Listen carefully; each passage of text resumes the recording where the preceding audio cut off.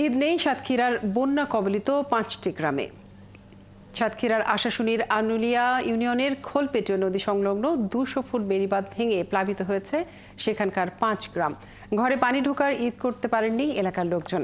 Anulia union পরিষদের chairman Ruhul Kuddus জানান, সোমবার সকাল 10:30টার দিকে প্রবল জোয়ারের কারণে হঠাৎ করে প্রায় 200 ফুট বেড়িবাঁধ ভেঙে নদীগর্ভে চলে যায়। এতে ভেসে গেছে হাজার হাজার বিঘা মাছের ঘের ও ফসলি জমি।